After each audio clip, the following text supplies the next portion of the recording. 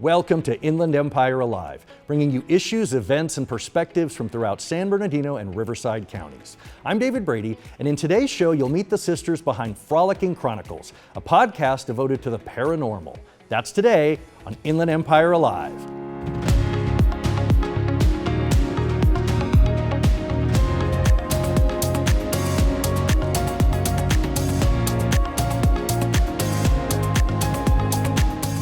Well, I'm delighted to welcome my next guest, the ladies behind Frolicking Chronicles, a paranormal travel and cocktails with a splash of pop culture tell-all show. Please welcome Veronica Dawson and Tamantha Bowman. Welcome to the program. Thank you for having us. So let's get the obvious thing out of the way. Sisters? Yes. Yes. But Twins. Yes. Okay. So I know that sometimes this can be important. Who's older? By how much? 2 whole minutes, and Okay. it only counted when we got in trouble. And So I there's re- no, you and don't to this hold it day, over Mom, her to this day? No, not at all. what's the point? So when people meet you, are they surprised to find out that you're sisters, or do they think, oh, you finish each other's sentences? We only surprise them when they don't know that we're twins, Yes. and because we have 2 other sisters, and so we often just will say, Our our sisters." sisters, and then we'll be at the same function, and some people lose their minds. Because they think we're doing a quick costume change, and how did we get from here to here so fast? And then they realize, oh my gosh, they're twins. And that's always a riot. Well, so let's go all the way back to the beginning. Before we dive into kind of the spooky business, all the adventures that you're into now, tell me about your childhood. Did you grow up in a spooky household like the Addams family, the Munsters? I'm going to say yes, because our mom was an avid horror queen. From her whole childhood. I mean, like movies, novels? Yes. Movies. Our first drive-in experience was seeing Amityville Horror Marathon in 4th grade. I slept with her until we moved out of the house. Yes, exactly. That is so scary. So this came very organically. This was Yeah, our something mom. that was, okay. Yes. Were you scared by things as a child, or did you always find it campy and fun? It depends. We grew up on Elvira also, and Tales from the Crypt, and so that stuff, I think, kind of helped merge fantasy with imagination and telling stories and this type of thing. However, that Amityville thing, I still haven't rewatched that, new. So, film. what Scary. scares you? Well, we grew up Catholic, so anything that's demonic has nothing to do with religion. We don't do well with the religious and the exorcist. In fact, one of our good friends actually cosplays as the Yes, spooky exorcist. professor. And that took a while for us to get used to. Like, we take pictures, but not look at her. Yes. Well, so how She's did you great. go from this fascination with the macabre into actually traveling to places and learning about the lore? So Tamantha and I have been very blessed to spend a lot of time in New Orleans, and we'll talk about this in a little bit about Tamantha's Coast Guard experience. And we've just always been around historic preservation, visiting different types of historic homes throughout the United States.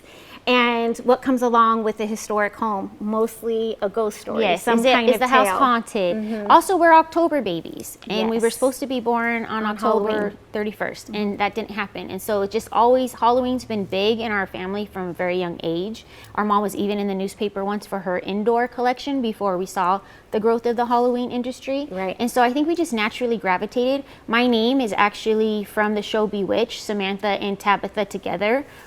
Veronica, even though we were raised Catholic, is not from St. Veronica, is from Veronica Lake, and so I married a witch. Yes. So our mom had a thing Our mom for had a thing blonde for spooky. witches. Yeah, and spooky. Well, how do you explain your fascination to friends, family, your kids? I mean, does it seem weird? Do you have a shorthand that explains why you're into stuff that people think is odd? Well, anytime we're traveling and we're seeking out what we're going to do, most times there's going to be some kind of vampire tour or ghost tour, that's going to be incorporated on our trips. And really, when I got more immersed with the Historical Society and started to fundraise, Summer Spook Nights came about, and it just steamrolled. It was like, this is something big, this is something great for the community.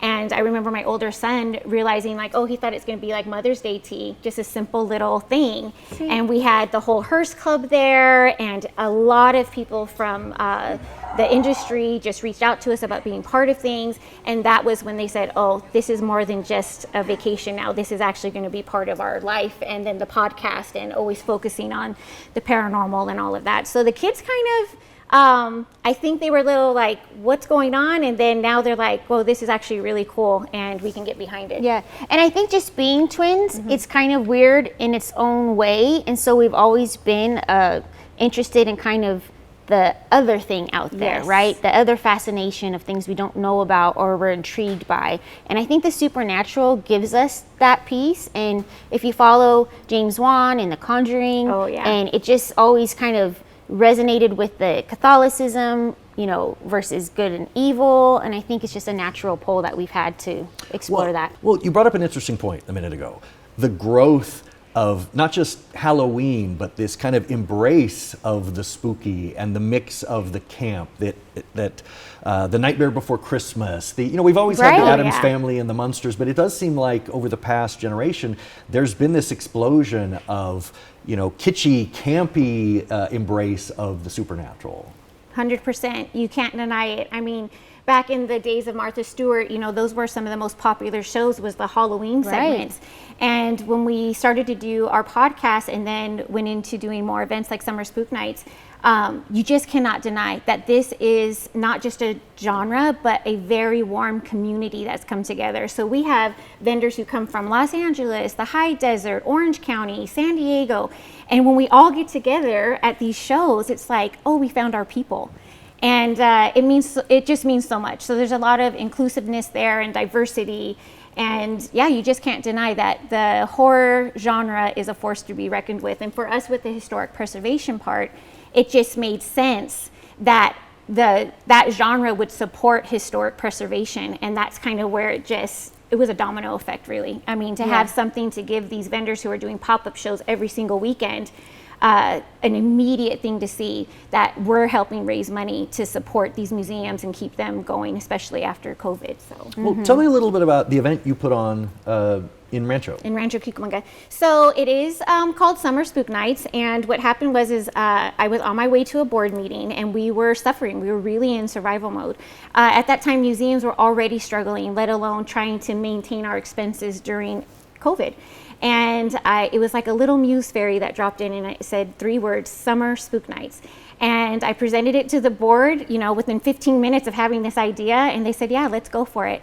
And we just couldn't have anticipated the amount of positive response and support. Now, is this an all ages event? Yes, give me an family idea friendly. Of Family what are friendly. the activations? are? All ages. So basically, it's a Halloween and horror market fair, and cosplayers come out. So there's a lot of photo opportunities. We decorate the house. Artisanal merchandise, Yes, like handmade and things. Specific to the fandoms. The fandoms. So we'll come up with a theme, and then the vendors will create products off of this theme.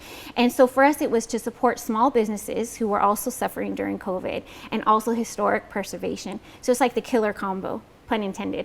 And so, yeah, and it basically took off to where we were doing 3 shows a year, specifically in summertime, and then continuing our Sleepy Hollow event. And the vendors just wanted to be a part of each one of those things. And then sometimes we would have the live actors who do an immersive experience. And the but Hearst all- Club. yes, Who the knew Hearst that there was a car club I belong centered to a around Hearst Hearst? Club, so Graveyard Hearst. Mafia and Dante of Halloween Hunters and Cameron, all of those guys volunteer their time to come out and help us get the place set up, get all the props organized, and then we basically have a mini Hearst car show out in front that kind of greets everybody as they're coming in.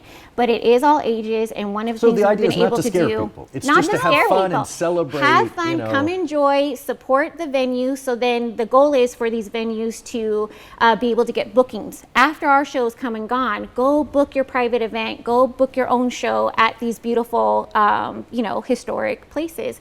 But yes, it is all ages. And for the most part, we've been able to keep the show free. So it gives families a chance to come out and, not drop all their hard-earned cash right at the gate. They come inside and then they're able to support our all our vendors, basically. Well, I know that your podcast focuses on spirits. Yeah. I want to talk about spirits of another kind. Oh, yes. We love all spirits. So, Tamantha, you have a you both have a fascinating history as Coast Guard veterans, Yes, which we I found do. is fascinating as well. But Tamantha, you specifically have worked as a bartender. Yes, so I got my bartender's license in Honolulu, Hawaii in '98, and I used to work the Club 14 there, no longer on the base. And so that always kind of just pushed me into creating cocktails, and we Yes. naturally gravitated to that for our podcast episodes. We always include a cocktail or a mocktail because we are very good about that as well. And so, So it's a little early in the day yes. to be drinking, but we did something a little different that we haven't really done before in the show. And we gave you a Oh, I homework love that. assignment. Yes. We gave you a We homework did. assignment, and we said, what drink, what recipe could you create to kind of evoke the Inland Empire in a cocktail? And you Yes, came up and with, we came up with the Inland Empress, which is based off of a sunrise gin and juice that we found online, which a lot of our recipes will be inspired by other recipes. So what And- goes into this oh, drink that you've made? If you guys have not had Empress Gin, it is a beautiful favorite. purple color, which we love purple. It's also reminiscent of the grapes of Rancho Cucamonga and the city's logo. Right, the You wineries. Yes. Yes. So you'll take 2 ounces of Empress Gin, and then you will use 4 to 6 ounces of fresh orange juice. We always recommend fresh if you can do that. And we like to get our oranges from the Etowanda Historical Society because they're the often, best. Yes, they'll sell them at least 2 to 3 times a year. So they'll pick them from the trees there on the property. Then you will add 1 ounce of grenadine. You can use roses, that's readily available in your store. Or you can make homemade, which most people don't know. Grenadine is really just pomegranate juice boiled down with some sugar. And so fresh and homemade is always the best. You're gonna pour that over ice in a lowball or highball glass, and then you can stir it before drinking, but it's gonna create this beautiful layered effect. So gorgeous. That gives you that kind of sunrise that we were talking about. But hey, Inland Empire, Empire. right? The Inland- Empire of Oranges is what San Bernardino was once known for. Did you guys know that? Yes, oh, absolutely. So that's Yeah. what's good. Would there be a citrus element? So, folks watching this show, bartenders out there, we need to make this drink go viral. This is the drink of the Inland Empire. Hashtag Inland Empress. I want to know that bartenders all throughout the 909 are being asked for this drink, are making this drink. What goes into a great cocktail? Fresh ingredients. Yes. Okay. Okay. And When time. you say fresh, do you mean the alcohol or the, No, so the mixings? get the top shelf that the most, nice liqueur that you can afford. Yes, So that you does can matter. afford. I Yes. think it Don't does get the cheap matter. stuff. Yes. Because you don't want to have a hangover the next day, and you want it to be tasty. So I think that a good quality liquor is to important. enhance the meal Yes. or to enhance the Exactly. evening, the social Exactly. aspect. Yes, And fresh citrus. If Yes. you're making a drink with lemon, you're making a drink with orange, take the time to squeeze your own yes, juice. so It's so worth it. do fresh. And also, if you can make your own simple syrup Mm-hmm. or your own grenadine, I do recommend that because you're kind of removing the preservatives that are in it on the shelf. But in a pinch, of course, you're throwing a baby shower, you're throwing something, make your life easy. And then just really just enjoying the process of making a cocktail. In the Coast Guard, the famous drink was always a rum and Coke. But there wasn't too much. Right. There's no creativity. There's no And what the creativity. bartender doesn't get to show off. Yes, so have fun with it and have fun with your garnishes. There's so many edible flowers, there's different ways to cut your citrus, and you just have a good time with it. Well, Ronnie Dawson, Tamantha Bowman, I can't wait to try it. I'm going to make Yay. one. The podcast is available on Apple Podcasts, Spotify, Spotify. wherever podcasts are Yes. heard. You can also find tons of information about your brand at frolicingchronicles.com. Yes, there visit is a our website. virtual book club. Yes. There are pictures. Love the there book are club. YouTube reaction videos of things like Interview with the Vampire. There's so much happening. a Thank fave. you so much for being on the Thank you program. so Thank you much for having us. And I will leave you with cheers. Cheers.